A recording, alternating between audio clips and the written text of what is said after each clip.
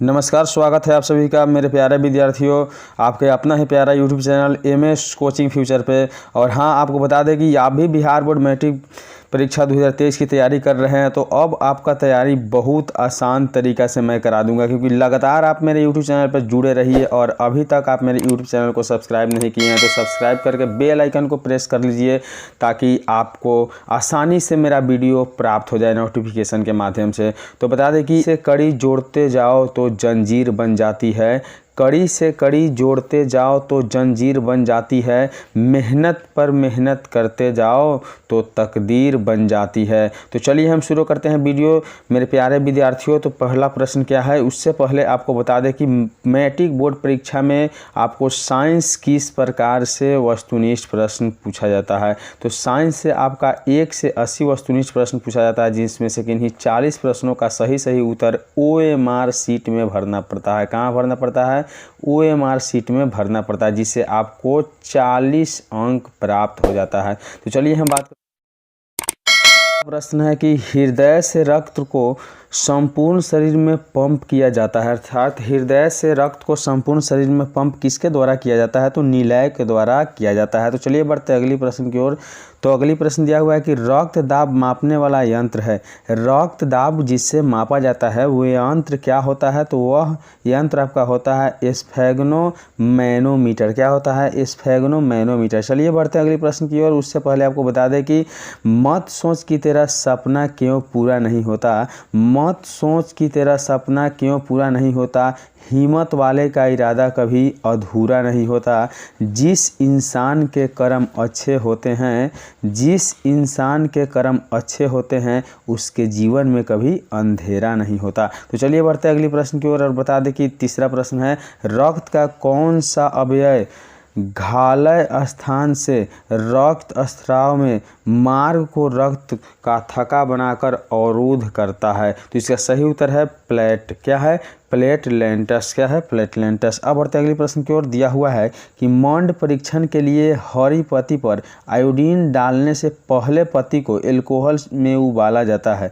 फिर से सुनिए प्रश्न, मंड परीक्षण के लिए हरी पत्ती पर आयोडीन डालने से पहले पत्ती को एल्कोहल में उबाला जाता है, वो क्या होता है? तो आपका उत्तर होता है क्लोरोफिल को घोलने के लिए। किसके लिए? क्लोरोफिल के घोलने के लिए। अब बढ़ते अगली प्रश्न की ओर। लगातार आप मेरे वीडियो पर बने रहिए और शुरू से अंत तक जरूर प्रश्न को देखिएगा। दिया हुआ है कि स्लाइड को सर्वप्रथम कंपाउंड माइक्रोस्कोप से देखा जाता है, स्लाइड को सर्वप्रथम कंपाउंड माइक्रोस्कोप से देखा जाता है। इसका सही उत्तर है 10 गुना पर। क्या है? 10 गुना पर। चलिए बढ़ते अगली प्रश्न की ओर। दिया हुआ है कि तिलचाटा का श्वसन अंग क्या होता है?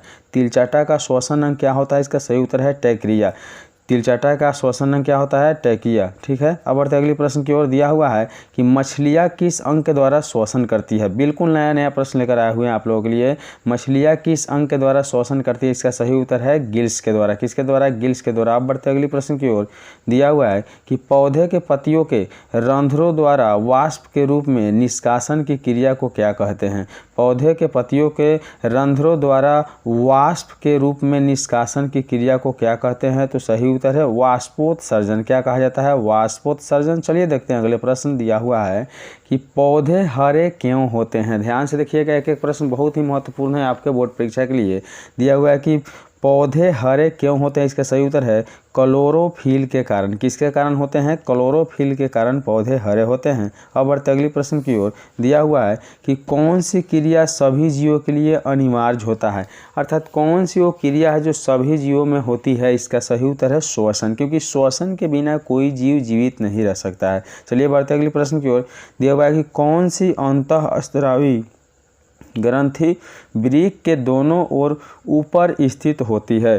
फिर से सुनिएगा। दिया हुआ है कि कौन सी अंतःस्रावी ग्रंथि वृक्क के दोनों ओर ऊपर स्थित होती है? इसका सही उत्तर है एड्रिनल या अधिवृक्क। क्या है? एड्रिनल एवं अधिवृक्क।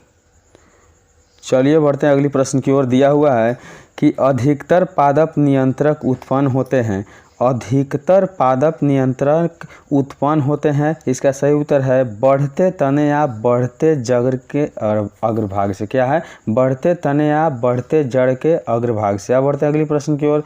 दिया हुआ है कि तंत्रिका कोशिकाएं कितने प्रकार की होती है। तंत्रिका कोशिकाएं कितने प्रकार की होती है? इसका सही उत्तर है 3 प्रकार की होती है। चलिए बढ़ते अगले प्रश्न की ओर। एक एक प्रश्न आपके लिए बहुत ही महत्वपूर्ण है। दिया हुआ है कि प्रतिवर्ती चाप कहाँ बनते हैं। प्रतिवर्ती चाप कहाँ बनते हैं? इसका सही उत्तर है मेरु रज्जु। कहाँ बनते हैं? तो मेरु रज्जु में बनते हैं। अब बढ़ते अगले प्रश्न की ओर। दिया हुआ है कि अंतःस्त्रावी ग्रंथियाँ होती है। अंतःस्त्रावी ग्रंथियाँ होती है। इसका सही उत्तर है नलिका वाहिनी। कहाँ होती है? नलिका वाहिनी में होती है। चलिए बढ़ते अगले प्रश्न की ओर। दिया हुआ है कि लैंगरहैंस की दीपिकाएं पाई जाती है। लैंगरहैंस की दीपिकाएं पाई जाती है। इसका सही उत्तर है अग्नाशय में। कहाँ पाई जाती है? अग्नाशय में। अब बढ़ते अगले प्रश्न की ओर। दिया हुआ है कि अग्नाशय द्वारा हार्मोन का स्राव होता है। अग्नाशय द्वारा हार्मोन का स्राव होता है। तो सही उत्तर है इंसुलिन एवं ग्लूकोगोन में होता है। कहाँ होता है? तो इंसुलिन एवं ग्लूकोगोन में। चलिए बढ़ते अगले प्रश्न की ओर। दिया हुआ है कि पत्तियों का मुरझाना किस पादप हार्मोन के कारण होता है। अर्थात पत्तियों का मुरझाना किस पादप हार्मोन के कारण संभव होता है। इसका सही उत्तर है एब्सिसिल अम्ल। क्या है? एब्सिसिल अम्ल। अब बढ़ते अगले प्रश्न की ओर। दिया हुआ है कि O2 ग्रंथि को थायरॉक्सिन हार्मिन बनाने के लिए आवश्यक है।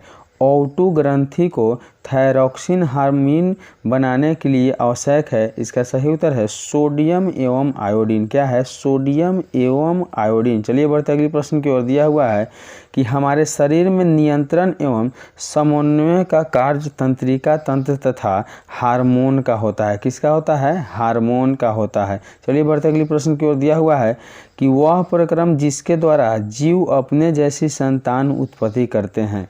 वह प्रक्रम जिसके द्वारा जीव अपने जैसे संतान उत्पत्ति करते हैं उसे क्या कहते हैं? तो निषेचन कहलाते हैं। अर्थात समझ लीजिए कि जनन भी कहा जाता है। ठीक है, क्या कहा जाता है? जनन। अब बढ़ते अगले प्रश्न की ओर। दिया हुआ है कि जनेच कितने प्रकार के होते हैं। अर्थात जनन कितने प्रकार के होते हैं? तो इसका सही उत्तर है 2 प्रकार के होते हैं। अब बढ़ते अगले प्रश्न की ओर। दिया हुआ है कि स्त्री केसर के आधारित भाग को कहते हैं। स्त्री केसर को आधारित भाग को क्या कहते हैं? इसका सही उत्तर है अंडाशय।